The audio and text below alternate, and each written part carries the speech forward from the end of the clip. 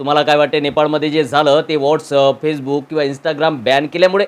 मुळातच नाही, तर या सर्व गोष्टीसाठी कारणीभूत आहे नेपाळची संघटना HSS, हिंदू स्वयंसेवक संघ. आणि या HSSने नेपाळमध्ये पसरविलेली धर्मांधता, भेदभाव, जातीभेद, धर्मात वाद. नेपाळमधील ही HSS म्हणजेच हिंदू स्वयंसेवक संघ भारतातील RSSच्या प्रेरणेने, RSSच्या मदतीने, RSSच्या विचारसरणीने चालणारी संघटना 1992ला स्थापन करण्यात आली होती. मात्र 2008 पासून ती मोठ्या प्रमाणात ॲक्टिव्ह झाली. तिने संपूर्ण नेपाळमध्ये धर्मांधता पसरवणं सुरू केलं, जातीवाद निर्माण करणं सुरू केलं, जातीमध्ये, धर्मामध्ये वाद पेटवणं सुरू केलं. कारण 2008 मध्ये नेपाळ धर्मनिरपेक्ष राष्ट्र म्हणून घोषित करण्यात आलं. त्यानंतर नेपाळमधील हा जातीय संघर्ष, भेदभाव, जातीभेद, धर्मांधता सर्वोच्च प्रमाणात वाढली जेव्हा नेपाळचा प्रधानमंत्री एक ब्राह्मण खडक प्रसाद शर्मा ओली बनला. प्रधानमंत्री खडक प्रसाद शर्मा हा पूर्णपणे HSS म्हणजेच हिंदू स्वयंसेवक संघाच्या म्हणजेच नेपाळमधील RSSच्या विचारसरणीने चालणारा प्रधानमंत्री होता.